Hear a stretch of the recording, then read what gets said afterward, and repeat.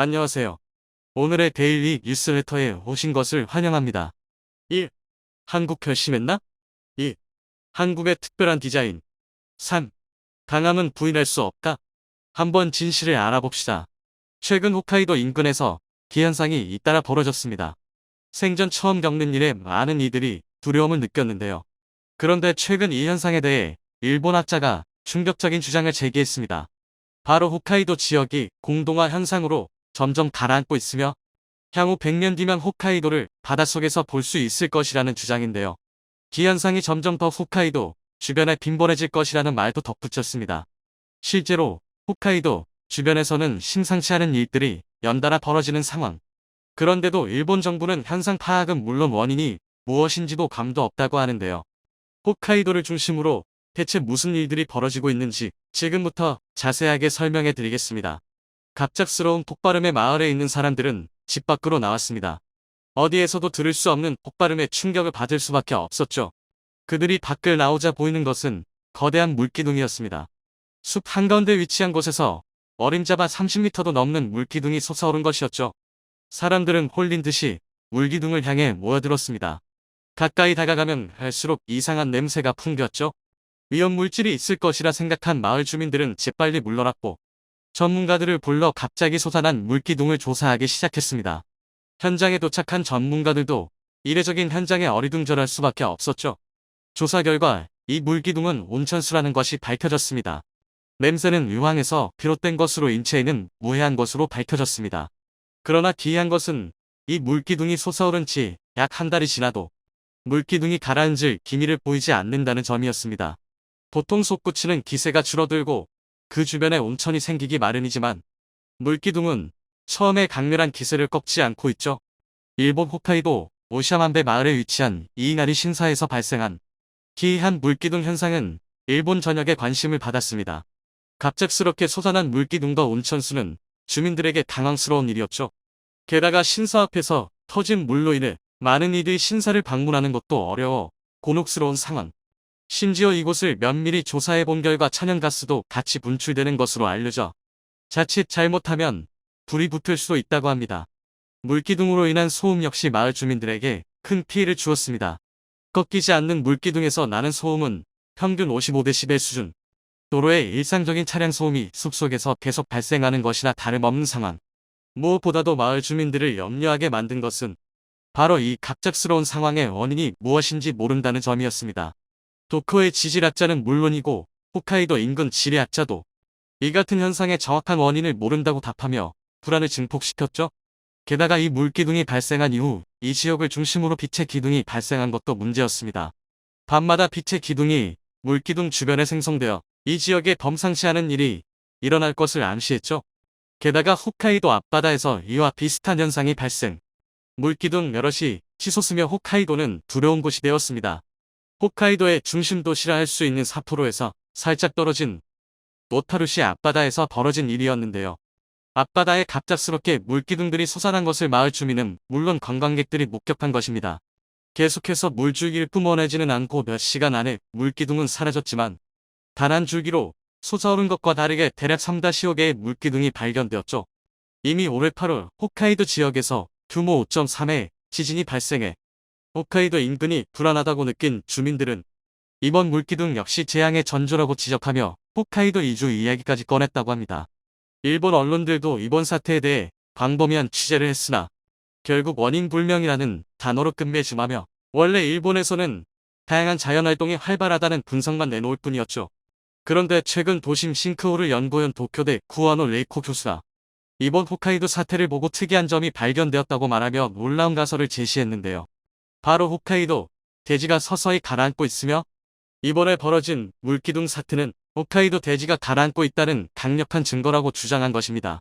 구아노 레이코 교수는 싱크홀 분야를 전문으로 연구하는 사람으로 일본에서 벌어지고 있는 지진과 그로 인해 발생하는 싱크홀 피해를 막기 위해 연구를 시작한 사람으로 이 분야에 있어 전문가라 할 수 있는데요. 그는 이번 홋카이도 사건에서 갑작스럽게 발생한 물기둥이 싱크홀로 인해 주변 지대에 거대한 공동이 생겨났고 그 틈으로 온천수가 유입되면서 지금과 같은 일이 벌어졌다고 분석했습니다. 오타루시 앞바다에서 벌어진 일도 비슷한 경우라고 본 것인데요. 화산지대인 홋카이도라면 충분히 그럴 가능성이 높다고 분석했습니다. 홋카이도는 유명한 화산지대이고 그 화산 퇴적물이 지금까지 누적되면서 지금의 지형을 만들었는데요. 홋카이도가 온천으로 유명한 것도 화산지대가 많은 덕분입니다. 과거 우스잔 화산이 대규모 폭발을 예고했을 때 주민들이 피할 정도로 대형 화산들이 몰려있어 연쇄 폭발이 일어나는 것 아니냐는 분석이 있을 정도로 홋카이도는 위험을 안고 있는 곳인데요. 그런데 이번에 일어난 일련의 사건들로 미루어 봤을 때 홋카이도 지대가 점점 지하로 가라앉으면서 싱크홀이 자연적으로 발생, 홋카이도가 지속적인 충격을 받아 가라앉고 있다는 가설을 제시한 것입니다. 구아노 교수는 실험으로 이와 관련한 증거를 제시하기도 했는데요. 도심 싱크홀을 판별하기 위해 사용하는 GPR 실험을 홋카이도의 특정 지대에서 실험한 결과 위험하다는 증거를 발견한 것이죠. GPR 실험이란 공동탐사 레이더의 준말로 땅속에 레이더파를 투과해 되돌아오는 반사파를 분석 지하의 빈 공간이 얼마나 되는지 분석하는 기법입니다. 홋카이도의 지대를 분석해본 결과 깜짝 놀랄 정도의 빈 공간들이 여럿 발견된 것을 확인할 수 있었다고 하죠. 추가 검증이 필요하지만 만약 이 싱크홀의 규모가 커지고 지진과 화산 분출 등 강력한 충격들이 연이어 발생한다면 우리가 보는 홋카이도 대지는 100년이 지난 후에는 바닷속에서나 볼 수 있다고 주장한 것입니다.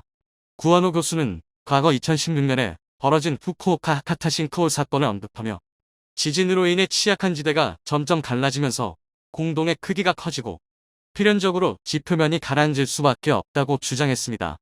공동 위험도를 평가해 국가에서 이를 긴급 위기관리 차원의 관점에서 지속적인 관리와 보수가 필요하다고 말한 그는 홋카이도는 현재 위험도 A에 근접 긴급 보수에 들어가야 한다고 진단했습니다. 그러지 않아도 일본 정부는 올해 8월 지시마 해구 쿠리레구와 일본 해구에서 규모9 수준의 대형 재난이 발생할 가능성을 검토, 이를 시뮬레이션의 최악의 상황에서 탈출할 수 있는 매뉴얼 개발을 했다고 밝히며 이를 각 관공서에 공교롭게도 벌어진 이번 사건과 맞물려 현재 일본 정부가 대규모 지진, 특히 홋카이도 근방에 위치한 지시마 해구의 분출 가능성을 높게 진단하고 이러한 가이드라인을 세운 것이 아니냐는 분석이 등장했습니다. 일본 정부에서도 홋카이도를 버린 것이 아니냐는 이야기였죠. 일본 본토에 비해 상당히 안정적인 지대하고 평가받았던 홋카이도도 더는 안전한 곳이 아니라 도망쳐야 할 지옥인 셈입니다. 일본 정부는 홋카이도 일대를 우선 긴급재난지역으로 선포하고 대처를 위해 전문가를 증원할 뿐만 아니라 기술적인 보강도 들어간다는 발표를 내놓았는데요. 그러나 전체적인 기조는 일본 정부가 나서면 아무것도 문제될 게 없다는 태도였습니다. 홋카이도를 중심으로 대규모 지하 공동이 설사 있다고 해도 충분히 대비가 가능하다고 일본 정부는 바라봤습니다. 그 근거로 과거 하카타 지역 싱크홀 발생 때 빠른 복구 작업으로 도시 시민들을 안심시켰다는 것을 내세웠죠. 그러나 이는 날림 공사였다는 것이 드러났는데요. 싱크홀을 중심으로 2배 넓이에 해당하는 부분에서 균열이 발생, 지대가 다시 가라앉으려고 하는 움직임을 보이며 일본 정부는 긴급하게 추가 보수 공사에 나섰던 것입니다. 원인 파악보다는 문제를 덮는데 급급했던 태도가 다시 부메랑으로 돌아온 것이죠. 일본이 또한 내세운 것은 바로 AI 기술 가와사키 지오로지컬 엔지니어링 K이 자랑하는 이 기술로 싱크홀 문제를 해결할 수 있다고 정부는 바라봤는데요. 사전에 싱크홀을 AI를 통해 발견하고 일본 정부가 이 지역의 원인을 조사, 지대 주변의 흙을 이용해 싱크홀을 매립하는 방법을 제시한 것입니다.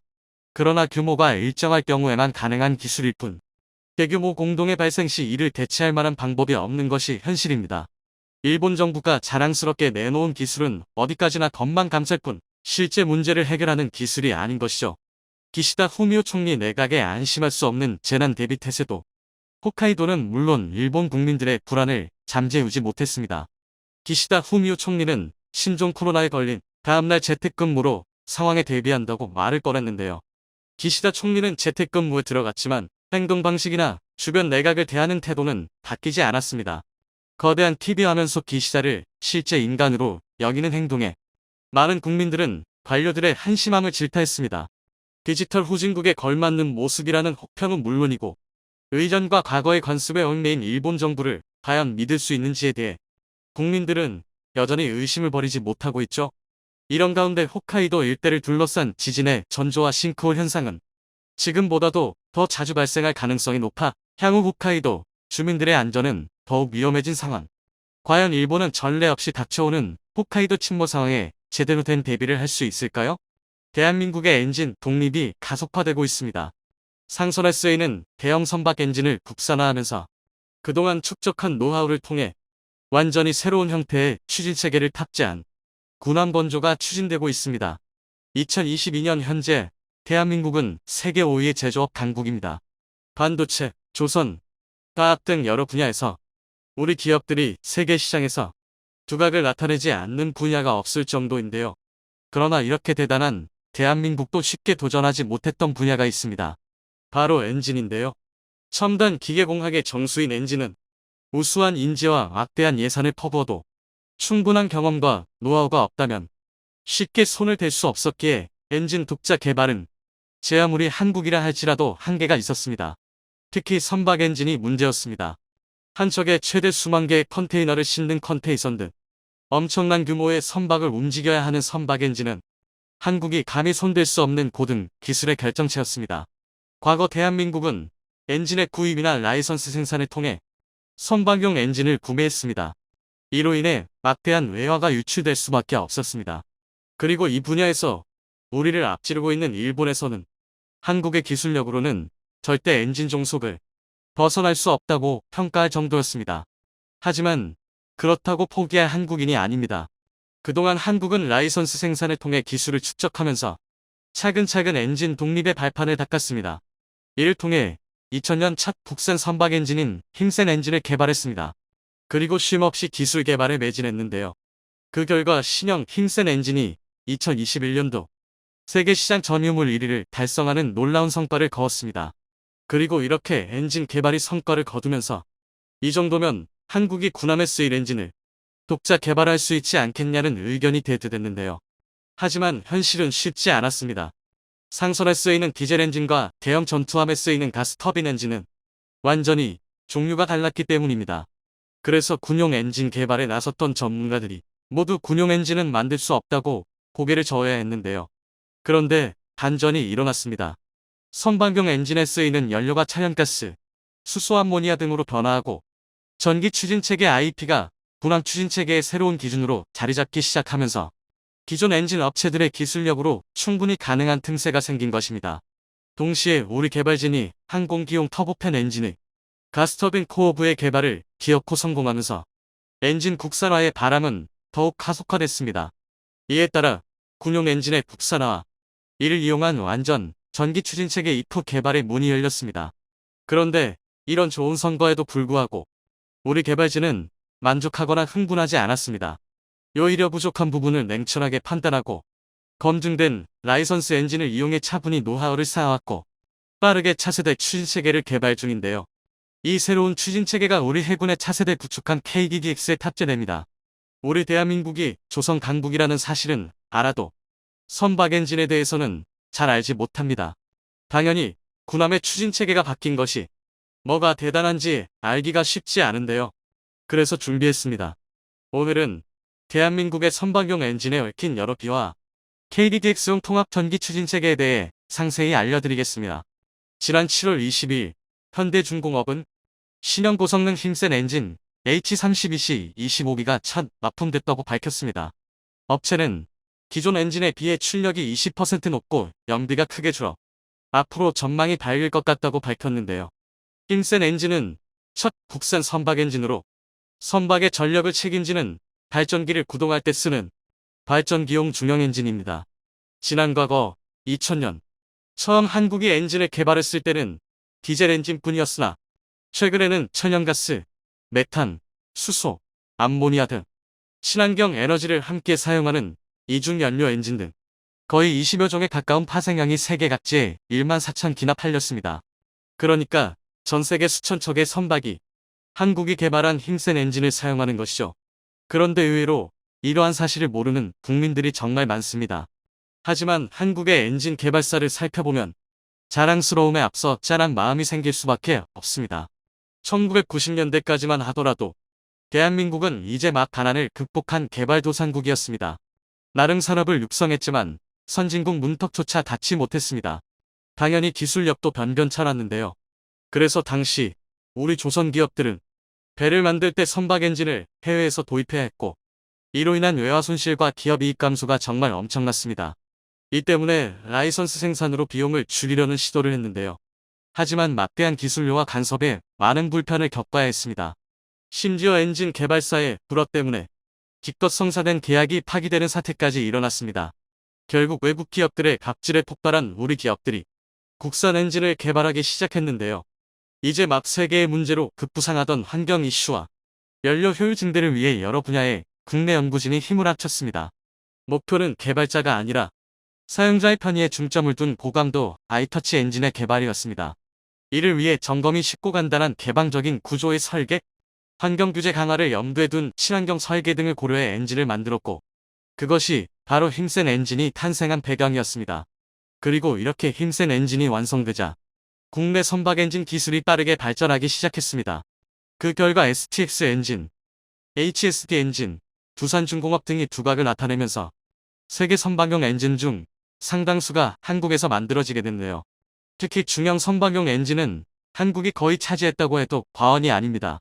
심지어 최근에는 LNG와 메탄올 등을 경유와 같이 쓸 수 있는 이중연료 엔진 시장을 선도하고 있습니다.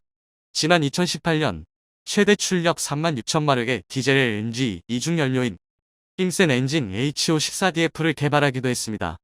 게다가 요즘에는 수소와 암모니아 등을 이용해 탄소 배출과 황배출 등 여러 환경 규제에 걸리지 않으면서 성능은 더 우수한 신형 이중연료 엔진의 개발이 막바지입니다. 짧은 사이에 이렇게 관련 기술을 선도하는 것은 정말 대단하다고 밖에 표현이 안 되는데요.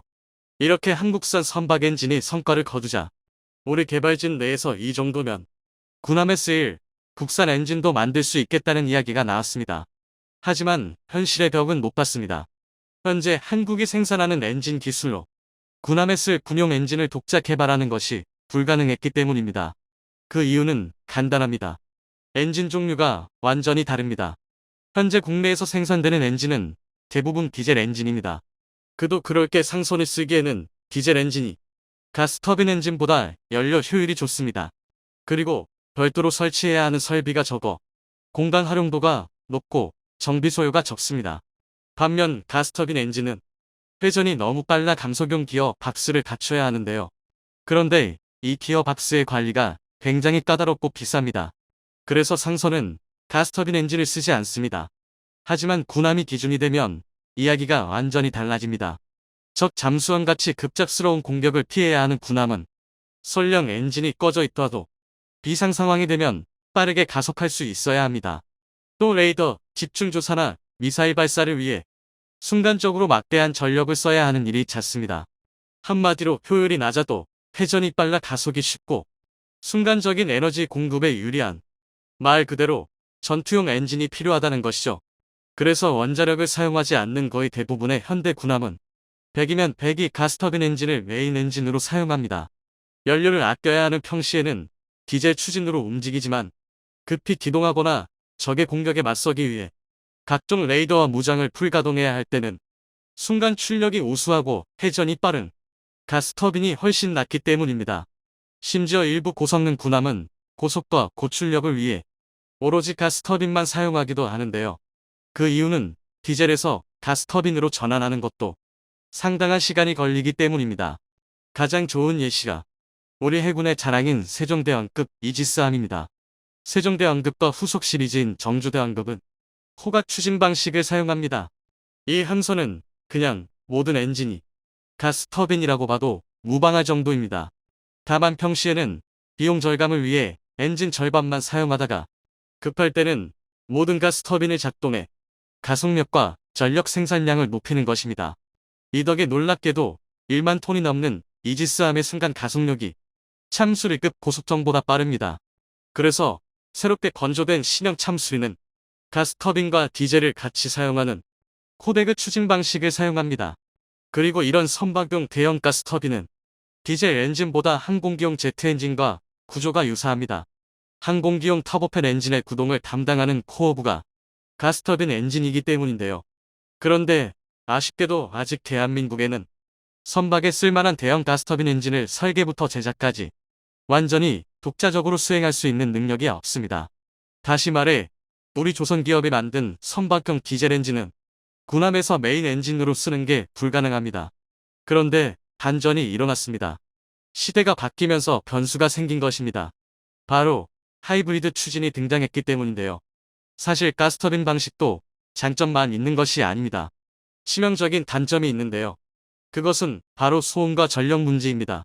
고속으로 회전하는 가스터빈은 가속에는 유리하지만 소음이 너무 큽니다. 그래서 가스터빈만 쓰는 군함은 적 잠수함에게 추적당하기 쉽습니다. 이 때문에 새롭게 등장한 것이 코드로그 같은 하이브리드 추진입니다. 하이브리드 추진은 평상시에는 디젤 엔진으로 모터를 돌려 움직이다가 비상시에만 가스터빈으로 속도를 내는 것인데요. 그런데 이게 차이가 꽤 큽니다.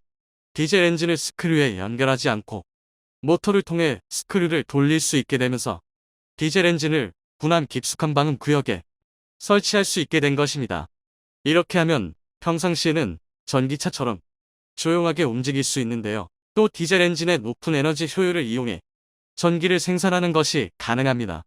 이 덕에 현대 군함이 필요한 막대한 전력을 보충함과 동시에 더 적은 연료로도 더 먼 거리를 항해할 수 있습니다. 한마디로 항속거리가 늘어나면서 더 큰 출력이 필요한 고성능 레이더를 탑재할 수 있게 된 것입니다. 이는 그야말로 일석이조라 할 수 있는데요. 우리 해군의 대구급 호위함이 이 코드로그 방식을 사용합니다.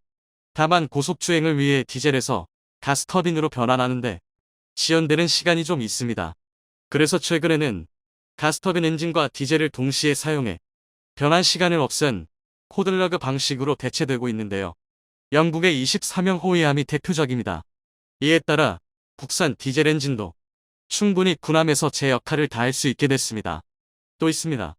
바로 국산 터보팬 엔진의 개발입니다. 현재 우리 연구진은 5,500파운드급 가스터빈 엔진을 개발하는 데 성공했습니다. 이에 대해 전문가들은 처음이 어렵지 크기를 늘리는 것은 쉽다고 하는데요. 게다가 튼튼한 기반도 있습니다. 바로 하나 에어로스페이스인데요. 전투기 엔진을 라이선스 생산하는 것으로 유명한 한화 에어로스페이스는 사실 우리 군함에 쓰이는 미국지사의 LM-2500 가스터빈 엔진도 라이선스 생산합니다. 그것도 한두 해가 아니라 수십 년 동안 꾸준히 생산했는데요.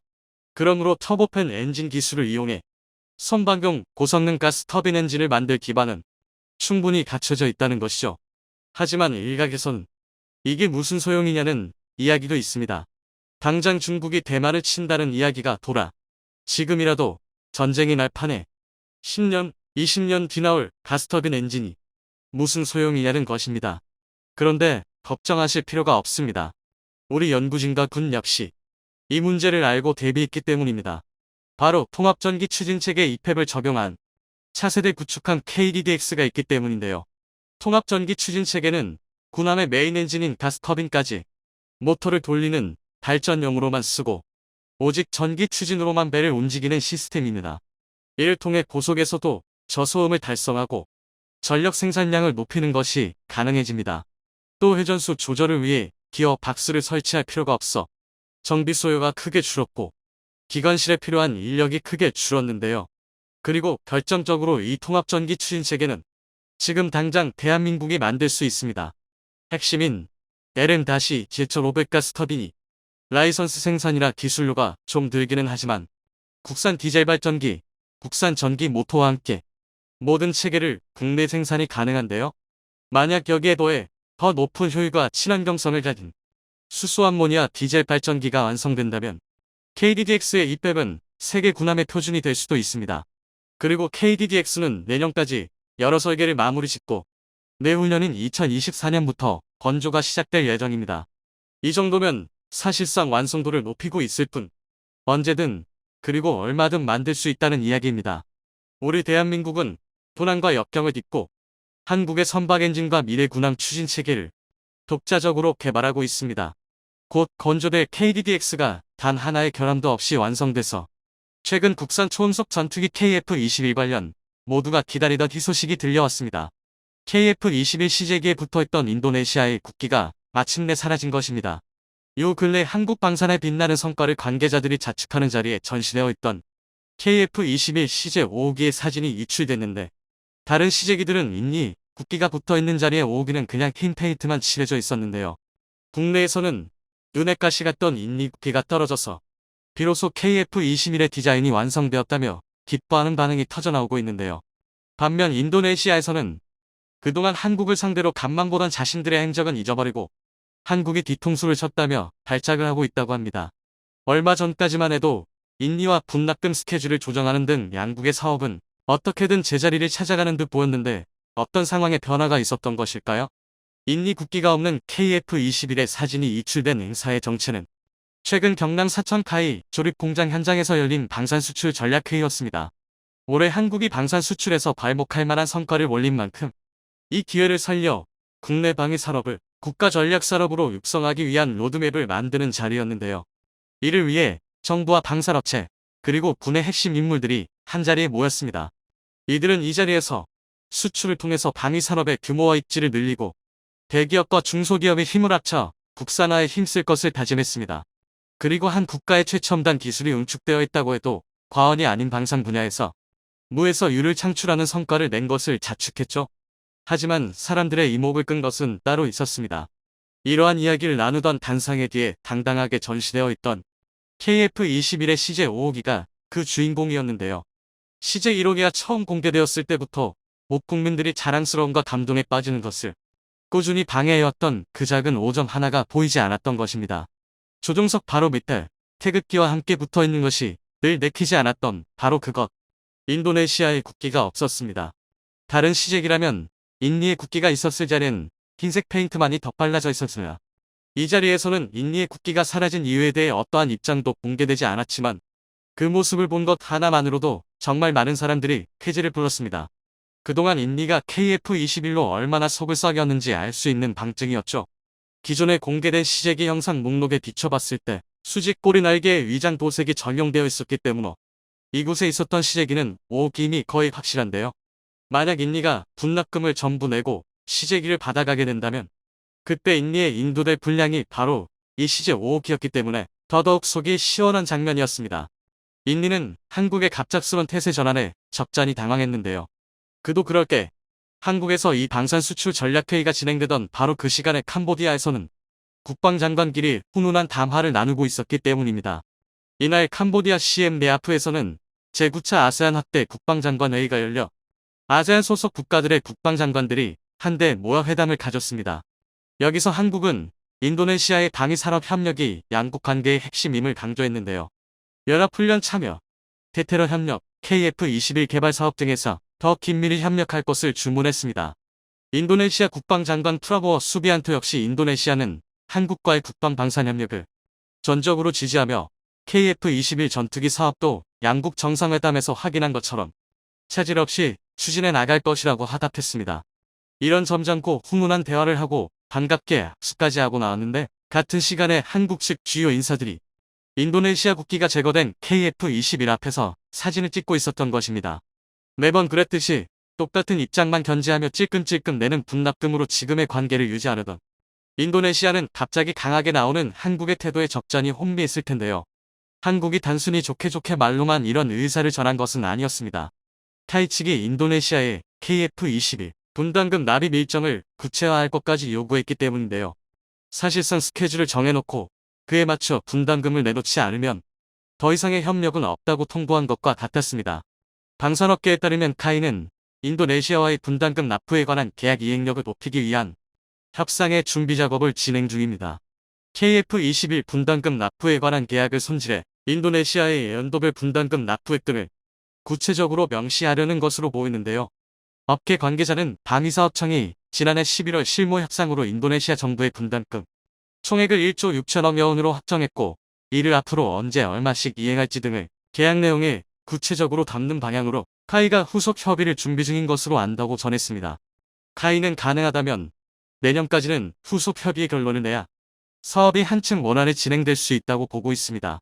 분담금 체납 문제가 2에서 3년 후에도 해소되지 않으면 인도네시아의 분담금의 대가로 주기로 했던 기술이전, 시제기 등을 제공하기 어렵게 되기 때문입니다. 이번에 시제기에서 인니의 국기를 지운 것도 이 납부 스케줄을 준수하지 않는다면 이미 만들어둔 시제기라도 절대 넘겨주지 않을 것이라는 의미의 경고 차원 퍼포먼스로 해석되고 있습니다. 솔직히 양국의 기싸움이 이렇게까지 될 일은 아니었습니다. 인도네시아가 쓸데없이 간을 보면서 한국의 심기를 건드리지만 않았다면 말이죠. 인도네시아가 차라리 분납금을 낼 돈이 없었다면 이런 행동을 해도 참작할 여지는 있었습니다. 하지만 이들은 한국과 일단 도장을 찍어 놓고는 마땅히 납부했어야 할 돈을 다른 사업으로 빙빙 돌렸습니다. T50 수출의 인연으로 KF-21 사업에도 흔쾌히 인리를 받아줬던 한국은 이가 갈릴 일이었습니다. 한국은 최초로 만든 국산 전투기의 첫 손님으로 인리를 크게 환영해줬는데 인리는 한국을 돈 좀 늦게 갚아도 되는 상대 정도로 여기고 있기 때문이었습니다. 인리의 만행은 나열할수록 열받는 내용들 뿐인데요. 일단 이유 불문 분담금을 깎아주고 남은 분담금도 현물로 내게 해달라는 날강도 같은 요구를 대놓고 하는가 하면 그 직후 프랑스를 찾아가 KF-21의 경쟁 기종인 라파를 48대나 구매하겠다는 뜻을 밝혀 한국을 더욱 당혹스럽게 했습니다. 오스트리아로부터 중고 유로파이터도 인수받겠다고 하더니 보잉과도 접촉해 F-15EX를 무려 16조 어치나 계약했습니다. 보잉도 바보는 아니라서 인리가 한국에 하던 짓을 봐왔기 때문에 인리의 대금 지불 능력을 의심하고 있었지만 결국 인리의 지불 플랜에 동해 연내 세부 사항이 확정될 예정이라고 하죠. 얼마 전에는 아예 자기들이 직접 전투기를 만들겠다며 어설픈 목업을 공개하기도 했습니다. 원천 기술 관련해서도 미국과 라이센스 관계가 얽혀있는 기술을 아무튼 내놓으라며 생떼를 썼어. 남이야 동맹국가 관계가 어그러지든 말든 핵심 기술은 받아가겠다며 억지를 부렸습니다. 이런 쓸데없는 공작에다 인리가 쓴 돈만 한국에 납부했어도 인리 파일럿들은 이미 KF-21 시제기를 본토 영공에서 날리고 있었을 것이나. 하지만 이미 인리는 일선을 넘기 직전이고 한국은 슬슬 이런 자들과 신뢰관계를 유지할 수 있을지 확신을 잃어버리고 있습니다. 이미 지난 7월에 한국은 분담금이 이행되지 않을 경우 시제기 인도를 거부하겠다는 방침을 전달했는데 인리는 상황 파악이 잘 안되는 것인지 계속해서 먹혀들지도 않을 수작을 부리고 있죠. 인리가 이런 행동을 아무리 해도 얻을 수 있는 것은 없습니다. 정광선 전 KF-X 사업단장의 인터뷰에 따르면 인도네시아에 투자금 납부가 되지 않는다면 개발 완료 후 제공하기로 예정된 기술 자료는 줄 수가 없다. 제공이 약속된 시제 5억이도 가져가지 못한다. 미납금을 주지 않았을 때 인도네시아가 가져갈 수 있는 것은 현지 파견된 엔지니어들이 현장에서 받는 오디트 수실습과 그 수준의 경력일 뿐이고 투자금을 인도네시아가 납부하더라도 핵심 기술은 이전이 안 된다고 이미 양국 간 협의가 되어 있다. T-50을 개발하기 전에도 한국은 이미 300대에 달하는 전투기 조립을 라이센스로 해본 경험이 있었다. 하지만 그런 우리조차 록히드 마틴의 도움에 전적으로 의지해서 T-50을 개발해야 했는데 인도네시아가 40명의 엔지니어를 파견해서 현지에서 보고 배운 것만 가지고 스스로 개발할 능력을 가질 수 있겠는가? 인도네시아의 현재 행동들은 스스로에게 전혀 도움이 되지 않는 행동이라고 답변했습니다. 그런데도 이런 무익한 행동을 계속하는 이유가 일설에 따르면 인도네시아 대통령과 국방장관의 권력 암투 때문이라고나 합니다. 서로 다른 파벌 출신인 둘이 KF-21 사업에 대해 생각하는 바가 달라서 이런 문제가 생긴다는 건데요. 조코 위도도 대통령의 경우 KF-21을 업적으로 남겨두고는 싶지만 가능한 한 투자는 적게 하고 싶은 것으로 보입니다. 그래서 분담금을 깎고 현물로 분담하겠다, 이전 기술을 추가해달라 등의 요구를 해온 것이죠. 한편 프라보어 수비안토 국방장관의 경우 대통령 파벌의 업적을 남기는 것 자체를 방해하려는 생각입니다. KF-21 도입 사업을 파토내고 다른 기체 수입을 진행해서 대통령 파벌보다 국방력 향상에 더 기여했다는 평가를 만들려고 한다는 거죠. 사실 이들의 권력 암투가 어찌 됐든 간에 한국이 그 피해를 뒤집어 써줄 이유는 전혀 없습니다. 한동안 한국은 이런 불량한 손님이라도 안고 가려는 아량을 펼치려 했지만 이제 더는 참아줄 수 없게 된 것으로 보이는데요. 그 결과가 이번에 유출된 사진대로 멀쩡히 있던 국기가 파여나간 것입니다. 인리가 이 이상 당짜를 부린다면 시제기는커녕 한국 반만 축내던 기술자 몇 명 말고는 얻을 것이 없습니다. 그렇게 되면 어깨 너머로도 기술은 못 배워간 이들을 데리고 그 어설픈 목업 전투기나 다시 만져야 할 것입니다. 어차피 한국은 잃을 것이 없으니 팔짱이나 끼고 어디 얼마나 애쓰는지 구경이나 하면 되는 일입니다. 영상이 도움이 되셨다면 구독과 좋아요 부탁드리며 오늘도 감사합니다. 최고로 멋진 하루 보내시길 바랄게요.